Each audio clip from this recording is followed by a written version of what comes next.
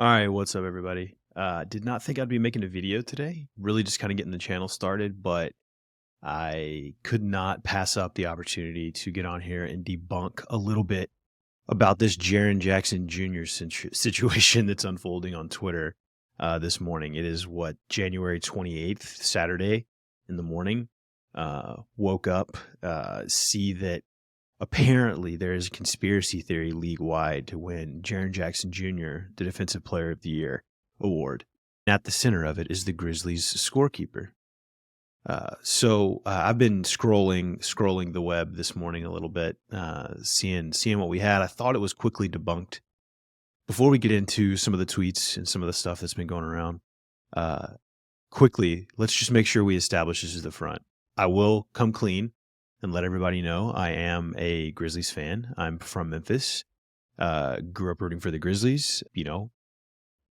Don't want there to be any bias here.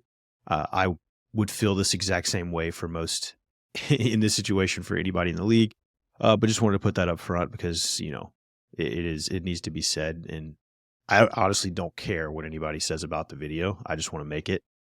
But now that that's established, we can get in and start to break this down. All right, so I believe this is where it all started, which was a overnight Reddit thread, which if you're not familiar with conspiracy theories and anything that is legitimately insane, that's generally where they start.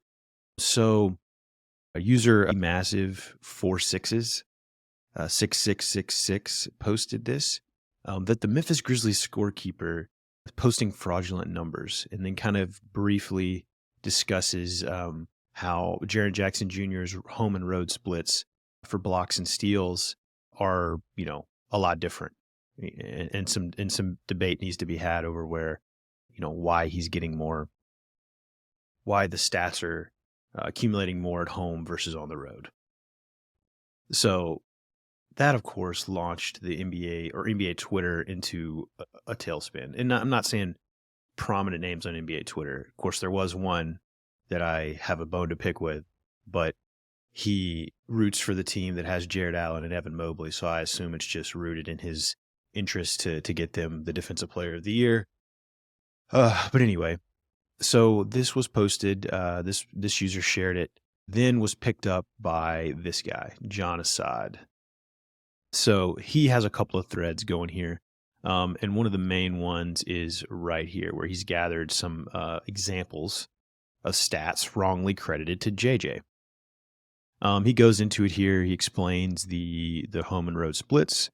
He also says he's seeing an 89% increase in blocks and steals at home on average, blah, blah, blah. One possible explanation is the scorekeeper has financial incentive. So right there, I think that is a good point to call out because he's right there floating the idea that the scorekeeper in Memphis has a gambling stake in Triple J to win the Defensive Player of the Year, and how he's now the leader to get it in voting. Then he posts several video examples here, and a lot of people have swooped in and quote tweeted these videos, basically explaining how he would be credited for a block. And I think in this situation, to take a very reasonable approach on it, this happens all the time in the NBA where there's stats that there will be people that lose parlays because of a team rebound at the end of a game, or because somebody was credited incorrectly, or they'll win and then lose after the game when NBA corrects the stat. He goes through here and talks through, some discrepancies in the stats, and basically alluding to the scorekeeper for the Memphis Grizzlies having a rooting interest in this and, basically cooking it for Triple J. So I've gone through, watched a few of these. I mean, it's no different than a lot of individual play videos that you comb through to find discrepancies. But he finishes it up by saying this is a legitimate scandal and warrants further investigation. So you could go into each individual video. There's a lot of comments around it. I'm not going to do that on the video today, but you feel free to do that. But I'm just letting you know this is kind of where the conversation was going.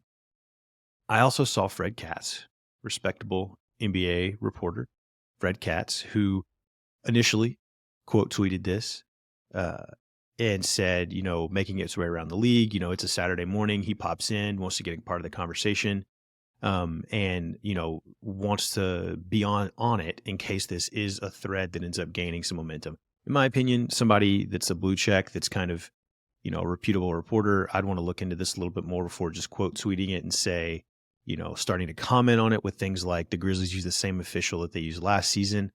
Not that you're saying one thing or the other, but reporters love to do this where they kind of act like a fan or like a middle of the road fan or middleman in the situation, where they're not saying one way or the other, but they're stoking the fire and getting it out there to their, how many followers?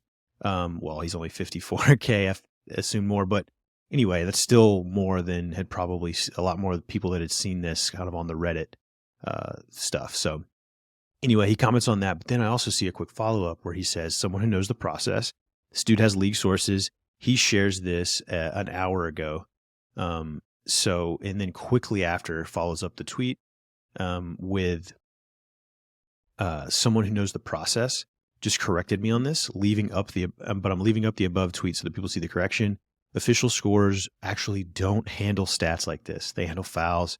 The NBA reviews stats and blocks and steals real time. And I saw another thread with someone who's worked like in the G League, I believe, doing this before, and says that the NBA has people in arena at every place doing this real time. And they also review stats and blocks after every game.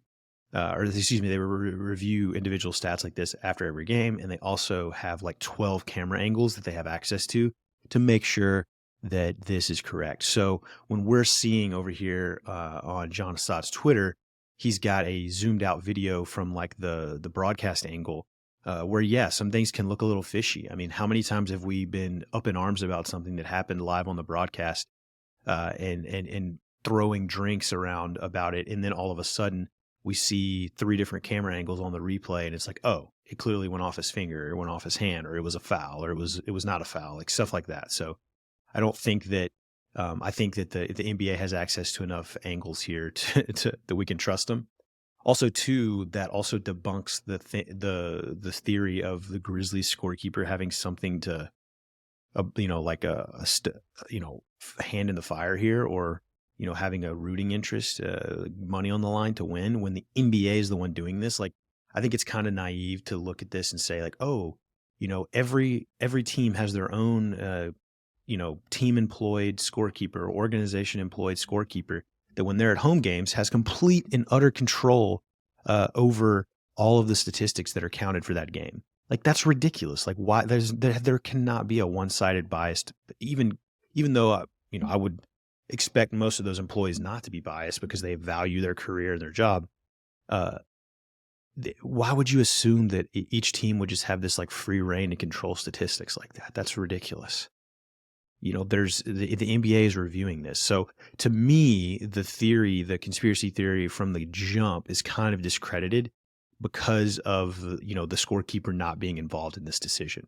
So then all you're saying is that you have a bone to pick with the league over the way they're counting statistics. So then now you need to go look through every person, right? Like, I mean, steals, blocks, turnovers, things like that are subjective to an extent, right? Like how you're interpreting it. There is a letter of the law aspect to it, but sometimes there's some middle ground that has to be found there. But I think it's pretty ridiculous. So you're telling me that Jaren Jackson Jr., who's been in the league for what, 4 years now, is basically being propped up by the league to win Defensive Player of the Year from the Memphis Grizzlies in one of the smallest TV markets in the league. And he also, as noted, struggles with fouling maybe more than any notable player in the league, right?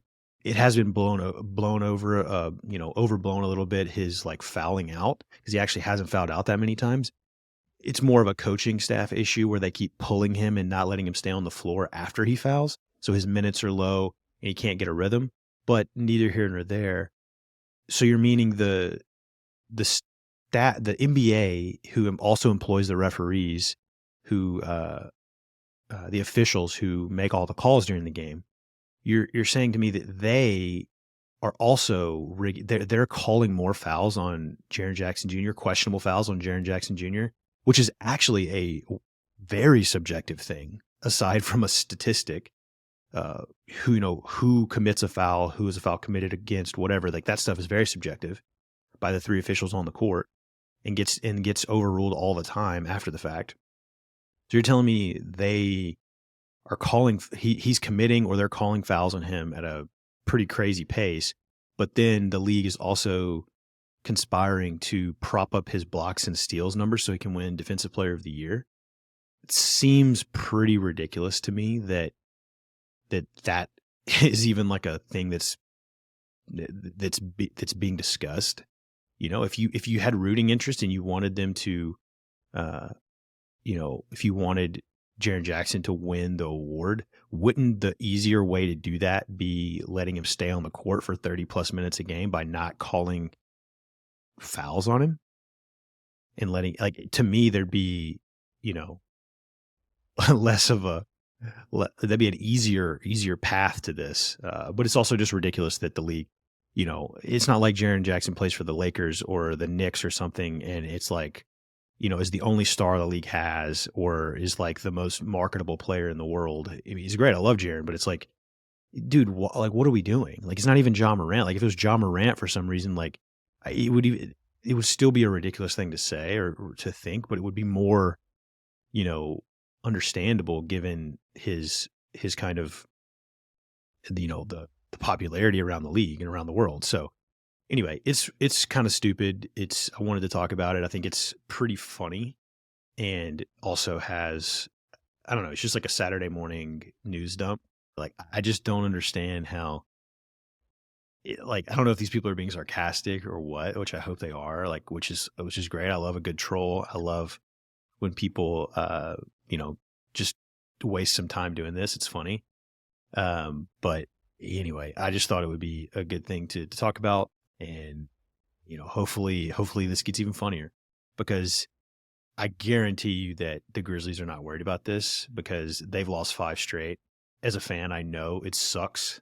So I think they're probably focused on that and not this shit. So anyway, thanks for checking out the video. Going to have more stuff posted, reviewing trades, going through all NBA, hopefully to build up the channel a little bit. Would love for you guys to hang around and check out some stuff. So like and subscribe, do all that good stuff. And we'll see you later.